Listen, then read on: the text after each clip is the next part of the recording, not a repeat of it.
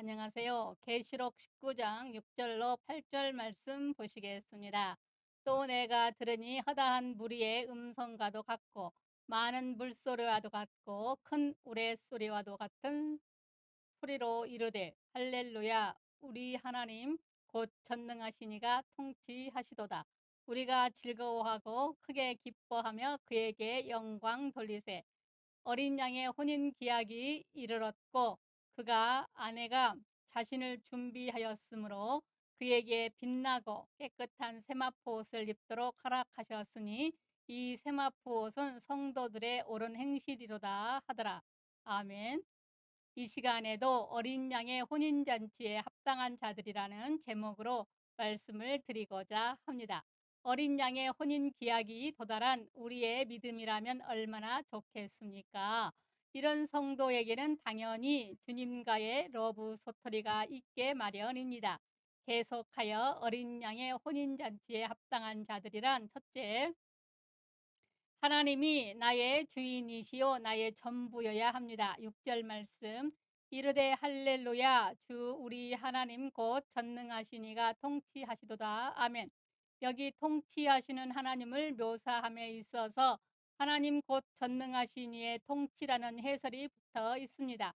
그러니까 이 통치는 하나님의 통치인데 곧 전능하신 이의 통치입니다. 그것은 그냥 하나님이 아니고 주 우리 하나님이라고 했습니다. 이 고백은 하나님을 나의 주인 삼아 그 앞에 순종하며 하나님 외에 다른 신과 세상을 버리고 하나님만 사랑한다는 의미입니다. 그래서 시편 73편 23절로 25절에 내가 항상 주와 함께하니 주께서 내 오른손을 붙드셨나이다.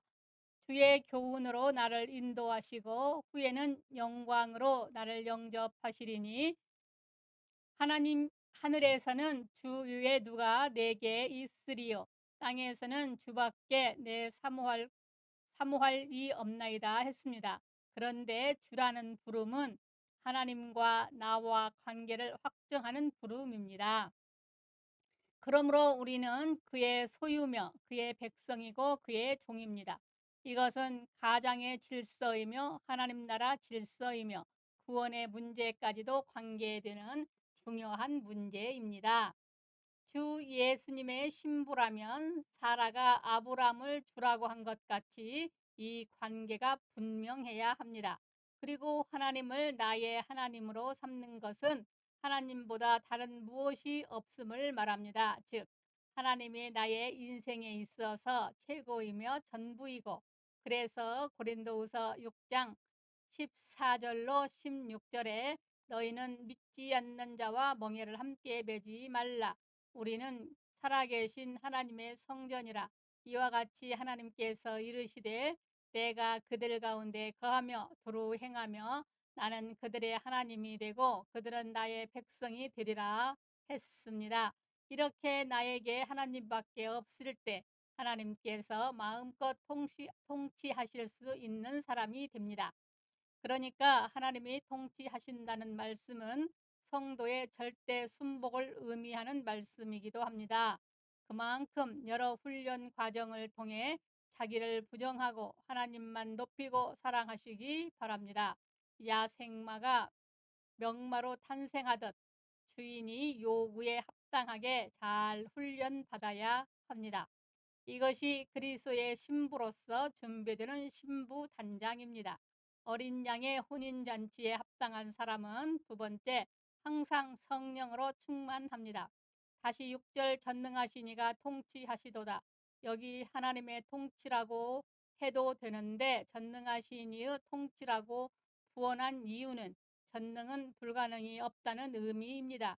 이것은 우리에게 불가능이 있었다는 말이고, 그러나 이제 가능하게 하시는 하나님의 은혜가 나타났음을 시사하는 표현이기도 합니다.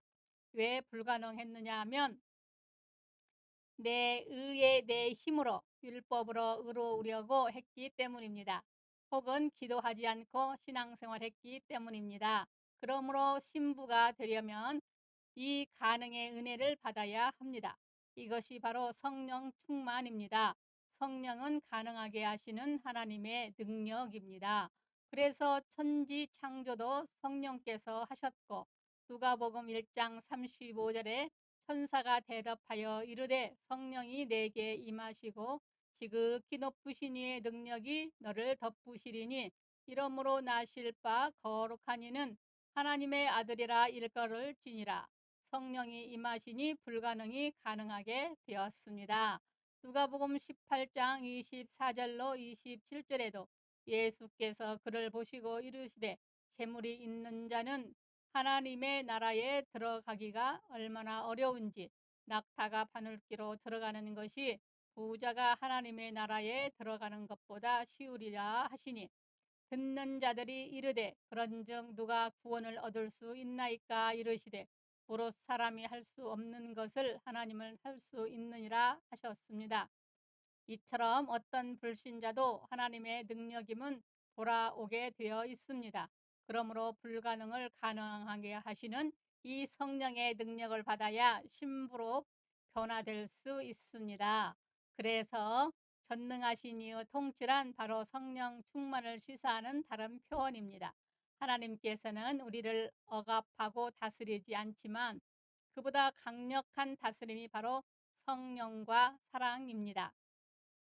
그 사랑에 감동이 되어지면 목숨도 바칠 수 있습니다.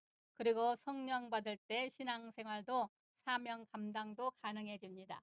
이처럼 성령께서 우리의 인격과 마음을 다스려 주실 때 가장 합당한 자가 될 수 있습니다. 이렇게 하나님의 통치가 마음껏 통하는 순종의 사람, 성령 충만의 사람이 되시기 바랍니다. 어린 양의 혼인잔치에 합당한 자들은 세 번째, 혼인의 기쁨으로 행복 속에 사는 사람이어야 합니다. 7절, 우리가 즐거워하고 크게 기뻐하며 그에게 영광 돌리세. 이 문구에서 경사가 난 느낌을 크게 받습니다. 사랑하는 님을 만난 것도 행복이고 결혼하게 되는 것도 꿈꾸는 것과 같은 기쁨입니다. 그런데 여기 주격으로 우리가 라는 낱말이 나옵니다. 주격이니까 우리가 마땅히 해야 할 일입니다. 그것은 바로 우리가 즐거워하고 크게 기뻐하며 그에게 영광을 돌리세. 즐거워하고 크게 기뻐하고 그에게 영광을 돌리는 이걸 우리가 해야 한다는 것입니다. 즉 우리가 신랑 예수를 생각하며 기뻐하고 즐거워해야 한다는 것입니다. 사람들은 하나님께서 평안과 즐거움을 주셔야 기뻐할 수 있다는 입장이지만 성경은 우리가 기뻐하라고 말씀합니다. 사랑하는 사람에게 너만 보고 있어도 만족하다 하는 것처럼 하나님만 생각해도 세상의 그 어떤 행복으로도 비교할 수 없어야 합니다. 하나님께서 기쁨의 은사를 주시든지 안 주시든지 먼저 주님을 생각하고 기뻐하시기 바랍니다. 잠언 17장 6절 말씀, 어른들은 손자 손녀를 생각할 때 기쁘고 행복한 것처럼 하나님 아버지와 신랑 되신 예수님을 생각하며 기뻐 견딜 수 없어야 합니다. 감정이 식었다는 것은 사랑이 식었다는 것이고 사랑이 없으면 혼인도 무의미합니다. 이처럼 사랑을 잃은 에베소 교회가 되면 촛대를 옮길 것입니다. 어린 양의 혼인잔치에 합당한 사람은 네 번째, 늘 겸손한 마음으로 영광을 돌려야 합니다. 그에게 영광을 돌리세. 그에게 영광을 돌리라고 했습니다. 그것은 모든 것이 아버지의 사랑과 그리스도의 공로이기 때문이기도 하지만 또한 이 말씀에는 무관심과 자만과 교만에 빠지지 말라는 의미이기도 합니다. 그리고 어떤 일이 있어도 교만하지 말고 하나님의 영광을 판분하지 말아야 합니다. 하나님의 은혜이기도 하지만 내가 잘해서라는 말은 해서는 안 됩니다. 그래서 다윗은 성전 건축을 준비한 후 이렇게 기도했습니다. 역대상 29장 14절에 나와 내 백성이 무엇이기에 이처럼 즐거운 마음으로 드릴 힘이 있었나이까. 모든 것이 주께서 말미암아 싸우니 우리가 주의 손에서 받은 것으로 주께 드렸을 뿐이다 했습니다. 우리가 잘하는 것도 은혜 주셨기에 가능한 것입니다. 하나님께서는 교만의 이세벨로 우리를 부른 것이 아니기 때문입니다. 사랑하는 여러분, 하나님께서 우리를 멸망에서 구원해 주신 것만도 감사한데 그리스도의 신부 삼아 주심에 감사하시기 바랍니다.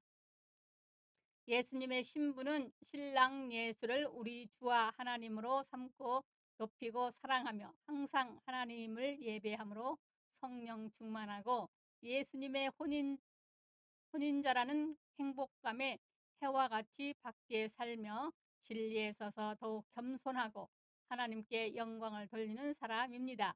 우리 모두 예수님의 신부로서 합당한 모습으로 잘 준비하여 우리 신랑 예수님을 가장 기쁘게 해드릴 복된 성도들이 다 되시기 바랍니다. 감사합니다. 우리 주 예수 그리스도의 이름으로 사랑하고 축복합니다. 하나님 아버지, 말씀을 듣는 아버지의 자녀들에게 복 주시옵소서. 아멘.